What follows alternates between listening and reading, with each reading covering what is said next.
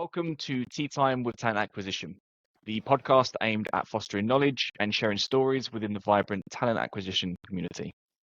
There's no surefire way to accomplish anything in life, but with each conversation, we aim to delve into diverse topics and present fresh perspectives to empower you, our fellow colleague, on your own journey to success. I'm your host, Eden, and for the next hour or so, I'm going to be joined by an experienced talent specialist with almost 10 years of expertise in collaborating with rapidly growing technology companies across Europe, including fintech leaders like SumUp, innovative circular economy companies like Backmarket, and currently engaged with a Finnish platform who specialize in the delivery of foods and goods. This professional has extensive experience in scaling operations and making a significant impact in recruitment. Today, we're excited to welcome this knowledgeable individual to our podcast, where they will share their valuable insights and experience with us. So when you're ready, grab your favorite tea or coffee if you prefer, and join me in welcoming today's guest, talent acquisition partner, Michał. So thanks for joining. Well, look, appreciate you jumping on. Obviously, from my side, what I want to do is obviously start off at the beginning of each episode exactly the same way. Everyone gets the same question. Let's call it the icebreaker, right? So we both work in talent acquisition, internal, external. Regardless of that, what do you think everybody in our industry is doing, but it's something that could be done better? Having patience. I like that. For your hiring managers and for your candidates. Yeah. Like we're all pushed from all the sides and we want to do stuff now or, as soon as yesterday. But sometimes it's just good to let go, let people think. And, if your candidate or your manager is not coming back to you within, half an hour, since your Slack message, it doesn't mean that they have forgotten about you or I don't know, that they don't give a damn about you. It just means that probably they are focused on something else. And this is exactly that's exactly something that I'm trying to learn myself coming from Poland, which is a country where we're not naturally optimistic. I would say we're realistic, which in theory which practically means that we are actually pessimistic. So we tend to think that actually something wrong or something bad has happened, especially when you're waiting for your candidates and they're, yes, I do, when it comes to offers being extended to them. So a little bit patient, I guess. Even patience is a good one. I also don't think there's necessarily a huge issue of being a little impatient as a recruiter, because sometimes if we let the candidates and the clients make up their own decision, then the process will be dragged up for 6 months for a software engineering role. Whereas obviously sometimes you are the driver, but I do understand 30 minutes or even a couple of days, if you haven't heard anything, it's not the end of the world. Things can still happen. It's actually super nice that you follow up on this one, because what I meant is like we tend to get stressed about this stuff. So good word for I have a lot of friends, in the same team or in my previous teams, and whenever something wasn't approved or wasn't accepted immediately, so let's say immediately is within 24 hours, they really took it personally, and that they were shaking, they were actually stressed, they thought that they've been doing something wrong. Like, relax. I mean, if you're sure that you've done like an absolute maximum and you put your efforts to the highest to make it work, then what else you can do? You shouldn't get stressed about something that you have no control upon, in my opinion. I was going to say, we're also dealing with the only product that has think in mind and can change that. Because even if they say yes, in a heartbeat in 24 hours, 72 hours later, they could change their mind. So it's rather better to be safe than sorry. Exactly. But I personally actually fall into the categories of your friends. Even 10 years in, even running my own company, working with, I think right now, 300 plus companies in my career, I still get that feeling of stress when an offer goes out. I'm the same. I haven't said that I'm not this one. But learning, I get it. I mean, the segueing into what we're going to be talking about today, the title of this is around high impact recruitment. And it's actually a phrase that you suggested to me when we first spoke about this. So when we say high impact in talent teams and in recruitment, what do you actually mean by that?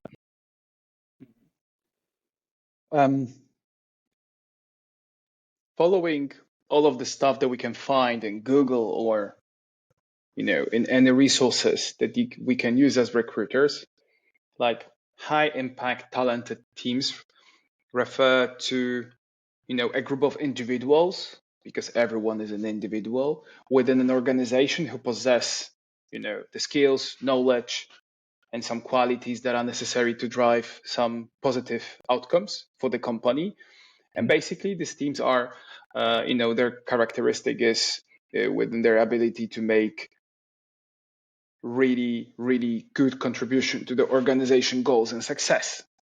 But like, if we really look at it, what I just said, it means almost everything, isn't it? Like it's very open, it's very inclusive.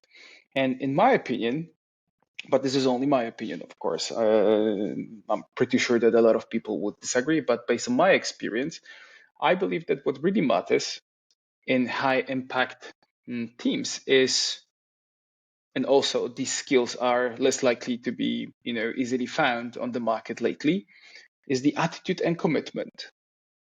It's something that we as recruiters can identify throughout recruitment process, but I believe it's very hard to find these. And having this in the team will make the team more eager to self-organize their work, create and discuss new ideas, deliver better stuff, literally. Of course, the question would be how we as recruiters can support the process of creating such teams.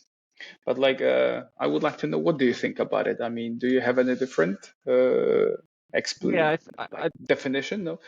to be honest, you're probably one of the first guests who kind of come back and ask me the question in return. So Okay, I'm happy to answer. So I think, echoing what you've said, I think high impact recruitment, it really comes down to what's the value you're bringing to your stakeholder and to the organization, and the impact that you genuinely can have. Because, for example, me as an external partner, if I was to come and work with your current organization as external partner, my impact is going to be different versus if I'm going to go for a brand new startup. So you need to understand what do your stakeholders actually need, what is the actual purpose for you to be involved in that process, and how can you best serve them and make that impact. And I think from a recruitment team perspective, it's about being aware as a wider team where skills sit, who can do what, who has the ability to support where, and who ultimately can take that responsibility on. So if again we take it back to Peritus, if an opportunity was to come in an area that I have no idea about, then it's no reason for me to be the person who works that position. It makes no sense, right? So the impact is somebody is the relevant person. So yeah, I think it's kind of a combination of understanding what you can do, and then also understanding what your stakeholders need from you, and then generating that value there. I guess for yourself, why is it important? Because I think somebody listening to this would go, well, obviously, right? Obviously, this is our job. This is what we should be doing. But in reality, if they really sat down and looked at how their team is made up, their day-to-day tasks made up, that they could probably track back and there's areas where we're not driving impact as much. But why is it important that we build teams that recognize this from a recruitment perspective? What's the real value behind it? Building such teams is crucial for maximizing effectiveness and achieving some strategic objectives. So literally we can say that these teams are working faster and probably more effective. So giving some examples, high impact self-organized teams are able to create more reasonable roadmaps. They can commit to stuff that they are sure that they can deliver because they know what they can do. Why they do it? Because they are self-aware and they communicate better. So that means that they also deliver better within OKRs that they also participate in. So, it's kind of like a circle, yeah, because they are defining better what they can deliver. And if they define better, that means that they can deliver better. And I would also say that these teams they not only bring together, diverse skills, but they also foster innovation, collaboration, some efficiency that I said already, and they overall lead to improve the whole performance and eventually deliver success. Yeah. Why? Because I would like to circle back to what I said in the first question. If you are if you have good attitude and if you are committed and you have people with the same understanding of what it means around you, you tend to take more risk because you're not afraid that if you fail, that someone is going to tell you that was a stupid idea. Mm. And going back to how us recruiters should understand it, we love to work for companies with an amazing product. Yeah. But like during recruitment and throughout recruitment processes, do we really think of an impact on the product itself that we represent when we are, for instance, probably the most common example, escalating our manager to the cosmic void for rejecting another candidate? Because we are looking at the requisition that needs to be filled, within 3 months, whatever. But do we really look at the impact that people can bring? And in my opinion, this perspective matters. Was this candidate really great? And I believe the best summary that I have heard about this topic was a sentence that I have heard when I was at SumUp. And that was coming from our main stakeholders. And throughout one exercise, he mentioned to us that good teams build good products, but great teams build good products, but faster. And I believe this is a really, really cool summary of it. I like that, and I think the why around this, and for kind of leaders and senior ICs can kind of take the responsibility, is that our job as recruiters in talent teams, pure and simple, is to hire the best people for the role that we can right this second, and to guide and support and coach. And it's, there was a conversation we've had multiple times throughout this podcast. It's, service provider is what we used to be, and we're now business partners. And the quicker we can make that shift, the quicker we can go to a company and say, look, I understand your limitations. These are limitations on the market, and be that voice to them. And that only really comes when you're, in my opinion, when you're a high impact recruiter, when you understand where things are, and you're the go-to specialist for it. And I agree. I think there's a comment you mentioned at the beginning about understanding stakeholders, right? And stakeholder, I think you refer to as your hiring teams, your hiring managers, but stakeholders internally, your teams that you support. Before we kind of clicked record, you was talking about kind of it's important to understand them, to see their perspective. Can you explain to me what you mean by that? So when we're saying the perspective of the hiring team. Yes. So, of course, +1 for what you said, that we are getting hired to be dedicated to our managers. Simple as that. And this is probably the most important relation we should have at work, at least to me, in my opinion. And understanding of the perspective, whatever it is, of our stakeholder, because sometimes it's the one that we can easily follow. Sometimes it's the one that we maybe should challenge, who knows?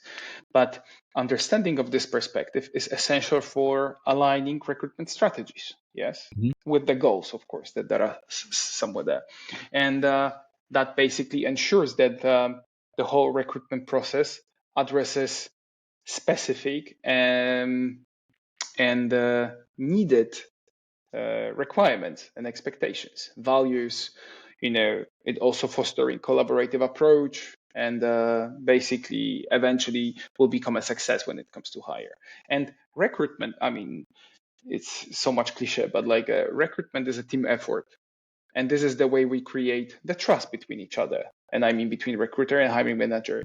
And in my opinion, understanding our stakeholders is literally something that helps us to create this bond and create the trust cooperation. In order to trust each other, we should speak the same language to align better. In order to align better, we should talk freely. And in order to talk freely, we should, trust each other. Communication is the key. And good question would be probably how to build this trust, But I guess this is something that maybe we can cover a little bit later. What I'm saying is that we do not have to be another stressful contact point for our managers, We should be a safe harbor, basically. So we should take some load off the backs and lead the process instead of waiting for their approval or the time. Basically, take some courage. But in order to do so, we need to understand what they need. what kind of skills, what kind of people, what kind of process, when, how. And in my opinion, what is sometimes lacking a bit in the current recruitment, representatives, no matter if they're going to call themselves managers, recruiters, or partners, whatever. But how can we align if we understand what our managers need in the given time? We can be proactive and ask a lot of questions. Yeah, sometimes throughout the kickoff meeting, we are just we are just given some facts, and then sometimes we just write it down. But do we really reflect on? Should I actually ask something additional? To give an example, oftenly managers are saying, I need someone, to be available ASAP, and needs to be someone who, is a mark or a check when it comes to our company values. And how many of us actually dare to ask the question, hey, maybe there is someone internally that we can, consider? I'd like to think more now, if I'm honest, but I don't think it's happening as much as it should. Really? I don't think so, Okay. because if I take a look at the companies who are actively hiring, there's loads of. I was actually Go on. sorry. No, I was actually hoping that you're gonna tell me that I'm wrong and everyone is doing it. I would like to think so. I genuinely would. So that is part of my question is, if I was to pick up a requirement for you, I'd say, look, have you thought about hiring someone internally? The answer is always, yeah, but they don't fit. And then what you find out is that, okay, have you really thought about, can that person fit? Or are you just saying yes because you've got the budget to go? So I'd like to think the situation we're in now, where the market is, that's different. So I don't have really I can't really say it, but I would say in the last 2 years, if we see what's been happening now, I guarantee that wasn't happening. Maybe. But just to finish my sentence, because I would like to be a little bit more precise, to understand the stakeholders' perspective is also not only understanding the profiles or the team perspective, but sometimes also understanding, where they are in the current situation. For us, it's just probably just one particular field on a Slack that is replying to us or not. But, maybe they are receiving 1 million messages right now. Maybe they are not able to participate in the meeting, reply to us immediately, etc. So I'm always saying that it's good to be proactive, try things on behalf of your manager, and it's better to, ask for feedback rather than for permission. Basically show them that you care and that you are trying to deliver what they want you to do. Sometimes it's good to check their availability, check if their calendars are free, check if they are really, capable of run, these 5 interviews that you have just scheduled for them. Maybe they don't. Provide them with data proactively. Not everyone will appreciate it. Reverse. Not everyone will use it, but I'm pretty sure that everyone will appreciate it. Yeah. That you just do something proactively and basically be interested in what is going on with them. Yeah. As I said, try to take some load off their back, try to ask some question to understand how you can help them, and just basically help them. Yeah, I like those elements a lot, because it's not about just asking the basics of what the requirement is, but it's taking the step and say, okay, where are you, as you said, what's your situation, what's your load look like, can we ease it? And that will also determine whether or not is that role actually a high priority for that particular time as well, because everything is urgent, and then if everything's urgent, nothing becomes urgent, right? And we're balancing sometimes 10, 15 plus recs when you're an internal recruiter. I've seen it, my other half, she does that. So it can be very, very challenging for sure. And if everyone's saying we need people, it's like, okay, great. Well, I sent you 4 profiles 2 weeks ago. Well, clearly, but if you understand their perspective, okay, they're at a conference for a week. Okay, so you don't need to do it for a week. That sort of stuff. And that again kind of links back to yourself being in that high performing team, that you know that situation. You've got that reflection of where that particular stakeholder is, and you know how to manage that correctly. There is a few elements you spoke about. So how to build the trust. You brought in values, and there's also an element that I'm curious about, because again, kind of going that step further of not just understanding your perspective, but how do we get ingrained into that team? So I want to kind of cover those 3 things, but we might as well start with the trust one instead of pushing it down the road. So how would you go and build trust with a stakeholder? Let's say somebody's just joined a brand new organization. they've been there a couple of weeks or whatnot, or a couple of days, how would you start that initial step-by-step process? I think the easiest, maybe no, like the simplest, just two things that I can share from my perspective is to be human. Mhm. So basically be empathetic. And second thing is listen more than you talk at the beginning, because first impression matters. And if you kick off the door on the meeting and then you jump in and you tell everyone what to do and what you've done in the past and then what is working well, I mean, bullshit. You don't know stuff. Mm. I mean, if you are somewhere for the first 5 weeks, you don't know nothing. Yeah. And even if you read all of the Confluence pages, jack shit. So be there proactively. Again, invite everyone for a quick chat, coffee, and start with really simple question. What was, maybe different way, what would you improve with your relationship with the previous talent acquisition partner? And listen. And then see if they are eager actually to talk and dive in this topic. If they don't, maybe maybe the relation wasn't that Yeah. bad. Maybe there is something good to build on. But if, and I sure they will tell you a little bit more, write it down and do the opposite. Or potentially, if they decide not to if tell you it's anything, it could be that they if it's don't trust you possible. at all. Potentially. Can be. But this is why I think, even though you believe, and I'm pretty sure that every one of us recruiters know that when it comes to recruitment, we are the smartest people in the room, we do not have to shout it out on every meeting. Yeah, it's actually better to, I don't know if you, just an off top, I don't know if you ever watched Trailer Park Boys. Yep. My one of my favorite Highly shows. recommend And it then for there anyone is who this hasn't. beautiful episode. Yes. And then there is this beautiful episode where the gentleman discovering reverse psychology. And this is what I was referring to. So try to prove your manager that they really can think that you are the smartest one in the room when it comes to recruitment. It takes a little bit longer, but it's going to be worth it. Be prepared on your meeting, know exactly what are you willing to ask, do notes, send summary of your meeting afterwards. It's very, very simple to create such an habit. And as I said, in majority of cases, the managers are not going to use the stuff that you're going to send them because they receive millions of them.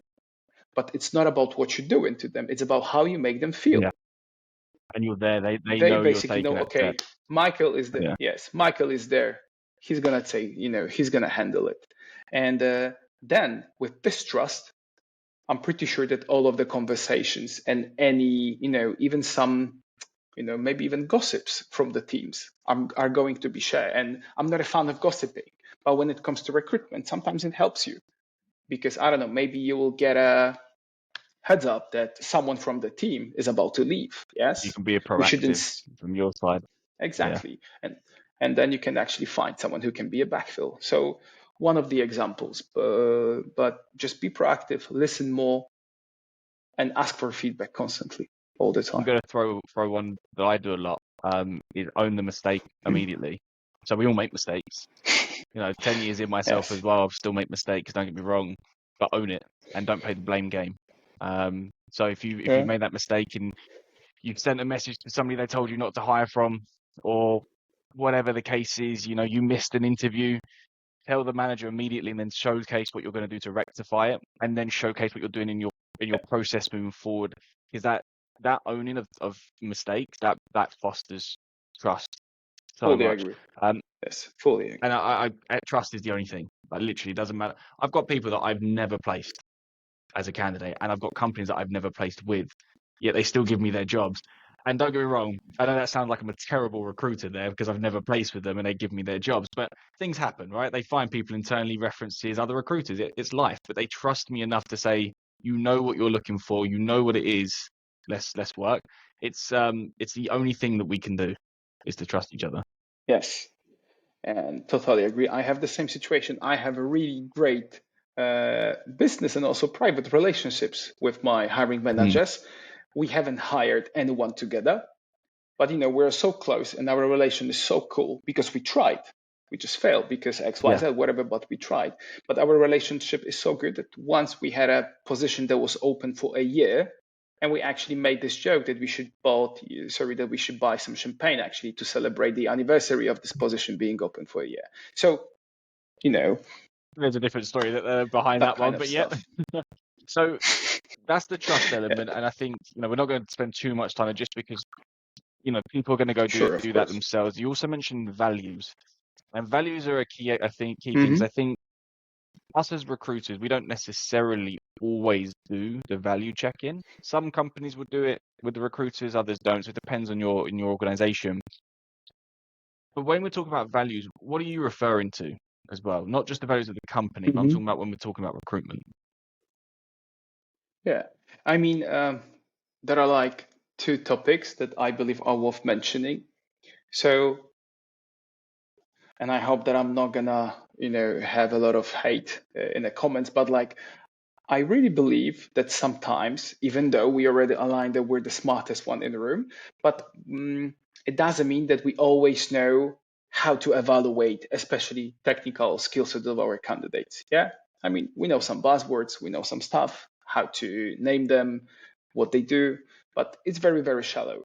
However, evaluating someone's attitude throughout the process, not only throughout the interview, someone potential cultural addition, cultural enrichment to the team, it's something that we as recruiters can easily do. It's literally asking ourselves a question beside the answers that they provided us with. Would I like to, have a beer after office hours with such a person? Would this person be really a cool mate, on a corridor, basically? Will this person help you? Will this person, I don't know, say no if something is not going Yeah. okay, basically? And I think recruiters are how do you call it? Sorry, I'm not native, gatekeepers in this case, in my opinion.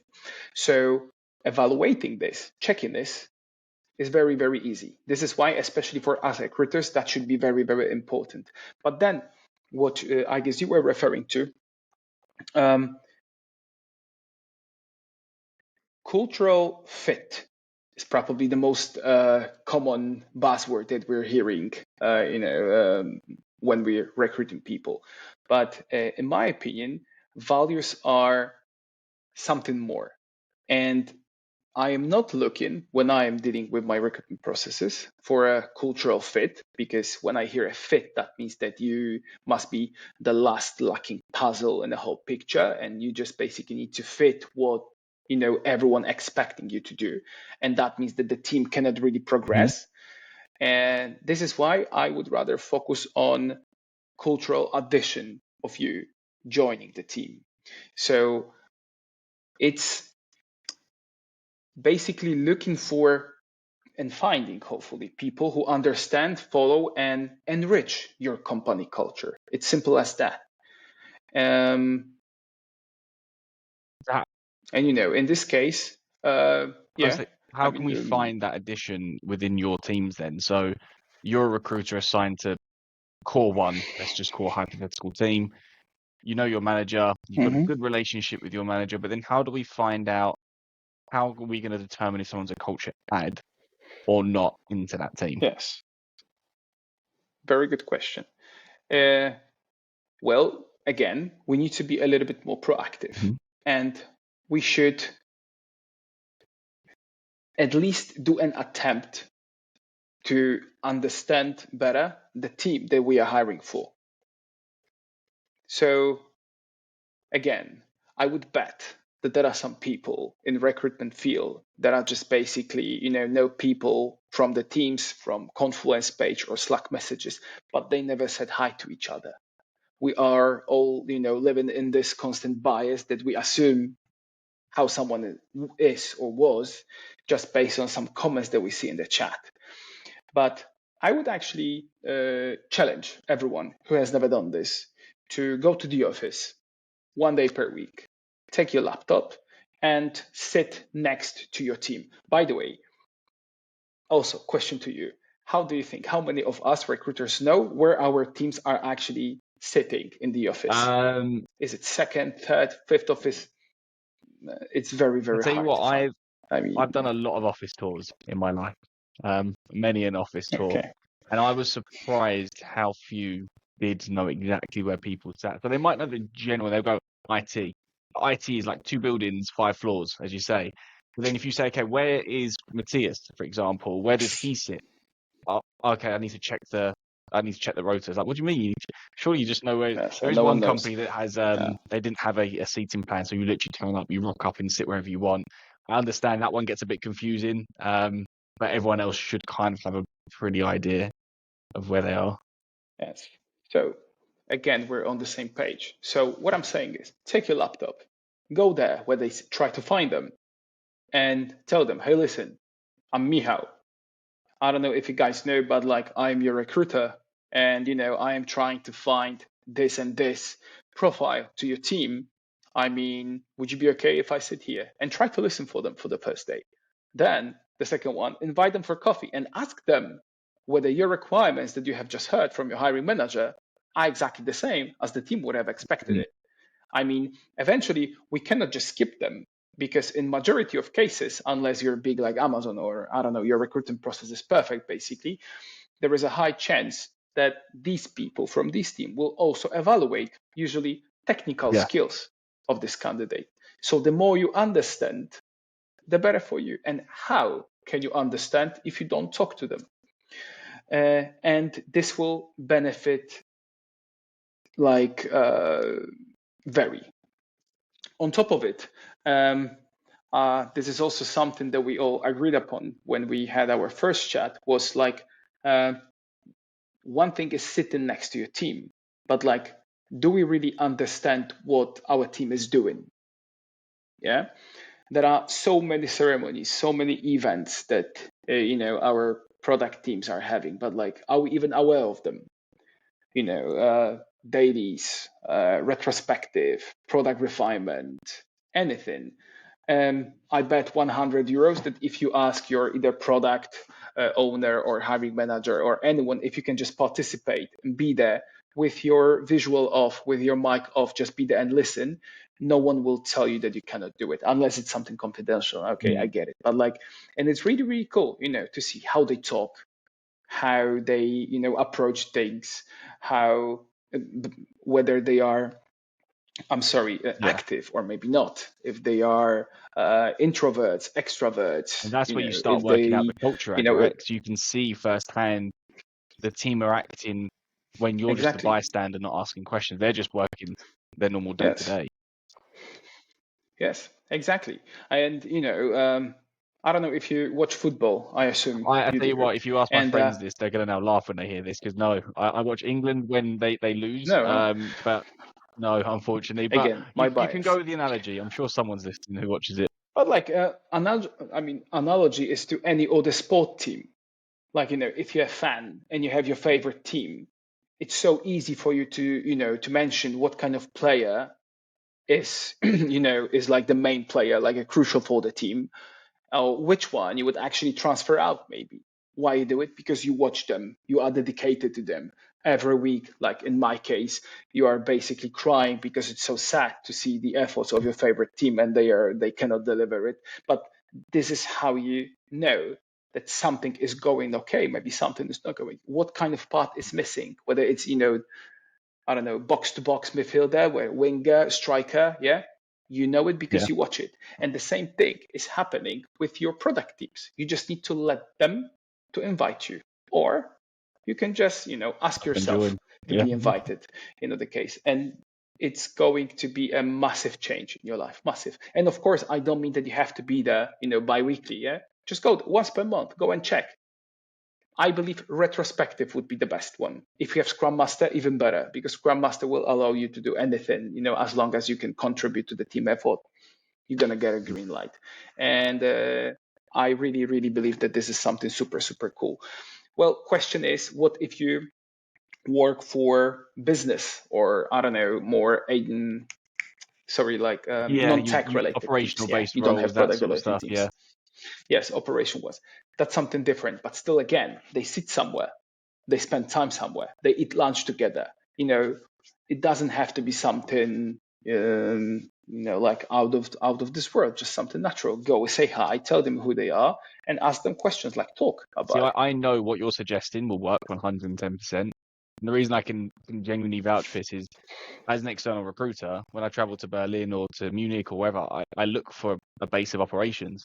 So I don't want to sit in a cafe the whole time. So I'll find it's usually the same customer, to be honest, in Berlin, but I'll go and work from their office for a week and I'll just drop in, drop out. Sometimes I'm working for them, sometimes I'm working elsewhere. But what you just said there, they allow an external recruiter to do that. And I've sat in their scrum meetings, and the former CTO, he's now set up his own company outside of it.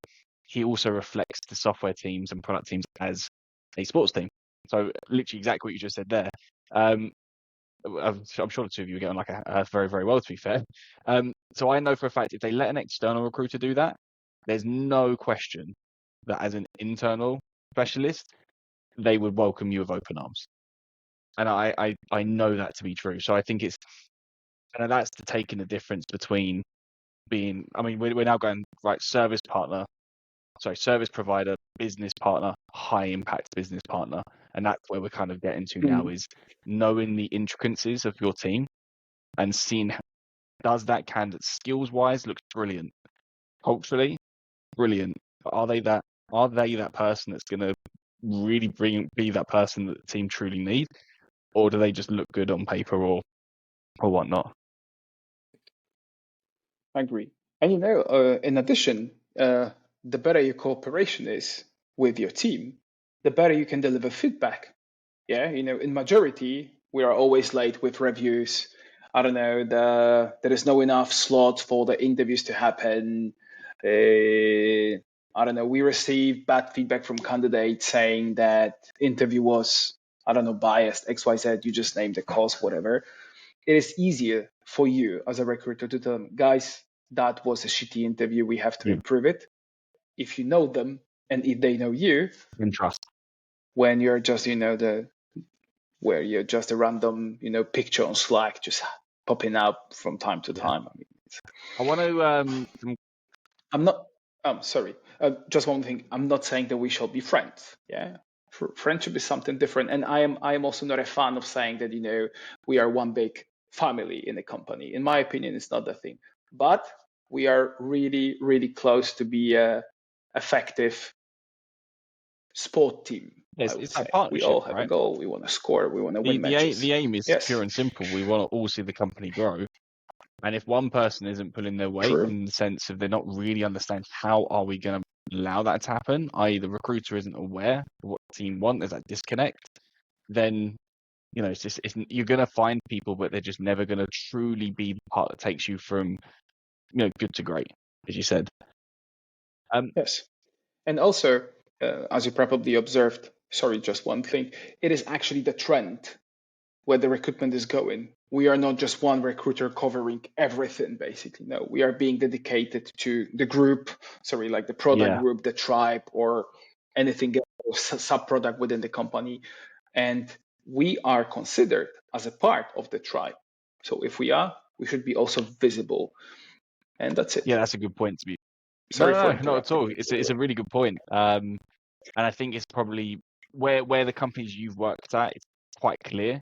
And I think in some companies who maybe are going through that initial scaling phase, it's so wishy-washy still. So talking about scaling as well, because you've been fortunate to join 3 scaling companies in your career. What standout tips have you learned along the way that have really allowed you to be, that high impact recruiter? I know we've covered quite a lot already, but anything kind of like bite size that someone could take away and go, no, I'm going to go try that today. Maybe I'll focus on something on our tools, some tool shed, I guess you call it. So I would say don't be afraid of changing things if you are sure that they are not working well. So we have this tendency that, when process is actually going somewhere, let's say, and it's not as slow, not as fast, we tend to leave it as it is, and then we are just focusing ourselves on sourcing, bringing more people into the pipeline. But then it's not really effective. So I would say try to use any data that you can. Everyone is saying today we need to be more data driven, but what it means? I mean, for me, actually, it means that every time when I have a hire, I am just counting the day when candidate applied. Then I'm taking the day when the offer was extended, and I basically calculate days. And every another hire, if it's the same, job family, of course, I am trying to improve it. So I am actually putting myself a benchmark that I'm just trying to improve next up. And this simple exercise can also open up, like the whole world of data and how we can track all of this, mystical KPIs a little bit better. So if you don't do it, don't be afraid of it. It doesn't have to be super, I don't know,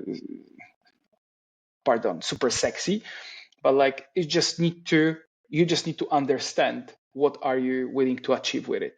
Try to check whether you're able to hire someone faster than you've done last time. Second thing, improving things. There is always something to be done with your recruitment process. Usually, if you check your recruitment funnel and you see that probably the biggest bottleneck is in the technical evaluation. And sometimes we send home assignments. Sometimes we, asking people for, joining our live coding session. There is always something to be done better. Either your managers can be briefed better. Maybe you can tell them how to write more specific feedback so we can deliver better feedback for candidates. Maybe you can get rid of one step and combine them in one and make the whole process faster, etc., etc. So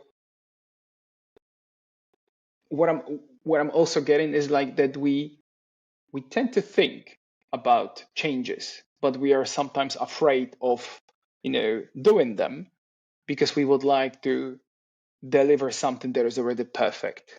So if you're willing to deliver something that is perfect, you will deliver shit. Nothing. It will never happen. It will never happen. It's like any other dream, basically. But if you start and if you deliver something, if you change some small thing, basically, if you deliver the draft and then you're going to build upon the feedback, you will do exactly the same thing as your product development teams are doing while following Scrum. Yes, so they iterate, they build something, it's not perfect, then they collect feedback and they repeat it and deliver better until they find the perfection. So I would totally encourage everyone, to be a little bit brave, be proactive, and ask people for feedback on what they wanted to change rather than for permission of doing so. Because I'm pretty sure that if you're sure, like deep inside, that your idea is worth at least one try, everyone around you would tell you the same. So why should you wait for someone to tell you? And then basically you will be just, delivering their idea. If you can take it, you can deliver it, you can get the recognition. Maybe it's going to be, a value point on your, yearly review or your quarterly review, whatever. Just if you have an idea, follow it. But focus on one idea at a time, because then you can have 10 ideas and again, you will deliver shit. It's not going to work. I also think, sorry, on that idea element, to jump in there, I've seen it firsthand and spoken to other TAs that wrongfully in the beginning of their leadership career done this, that someone comes to an idea and you pick it apart, and then all of a sudden you've taken the flame away from them, and it's really difficult to get back and put into someone. Sometimes they have to completely change jobs to feel comfortable enough to bring an idea up and try it. So coming back to what you're saying there, if you've got an idea, give it a go. Don't go look for validation first from someone else, because all it's going to do is take one person to either say they're not sure it's going to work or it's going to be no, especially if you're someone who's a little bit unsure yourself, to go, oh, you're right, it's not worth it. But that one idea could be game changer for how you do recruitment, to how your processes ran. It could be the difference between a hire or not, saving tens of thousands of euros or not. And if you don't try it, you'll never know it. Any change matter. I remember when I was also listening to like a lot of podcasts and like reading all of these articles on LinkedIn, and everyone was always saying like follow the idea that you have. But I remember it was very hard for me to understand where can I get these ideas from. Yeah. And then also, like seeing other smarter people around me, I just realized that in order to have an idea, you need to ask for it. And this is why it's so essential to ask for feedback, because how can you identify something that is not working if you won't ask people, what they think about it, and especially candidates. And but usually, we consider asking for feedback when something wrong has happened. I don't know, candidate declined an offer or something, but then it's obvious that something went wrong. Yeah. But I believe even if you deliver or even if you do something with a positive outcome, also ask for this feedback. Hey, okay, we've made this. It's cool. It's working. But like, do you think all of you people involved in it that we could have done it better? And maybe actually there is something. And maybe you won't implement it this time, but maybe next time, maybe in another company. I mean, recruitment sometimes is just implementing same ideas, to different environments in different companies. So maybe next time you will just deliver it 10 times better because of this one particular feedback that you ask for. One Who thing knows? I would But like, Yeah, I was gonna be say one thing I curious. would suggest and I don't know if you've done this before, but I know a few talent teams having it. It's gone really well, but it's a pre-mortem the search. So instead of post-mortem, once your whole process is concluded, good or bad, but you start the search with your hiring manager and say, okay, this is what your process looks like today. What's going to go wrong? And you don't guide it. You just ask them, okay, it's 5 stages. What's going to go wrong? You know where the market is in terms of what you want to hire, and then you guide where you can, but you let them come to the conclusion. Actually, that 5-stage process, is it going to be quick enough? Potentially not. And you can at least then, instead of changing everything in day one, you can preempt. And then the moment things Agree. start going the way you don't expect, you're like, okay, should we review this? But if you do that pre-mortem, you're just going to go into it like, okay, let's go get it, guys. And then that motivation can very quickly get dampened again when it's just not going the way expected. We're going to wrap it up there. So thank you so much for taking the time and for jumping into this.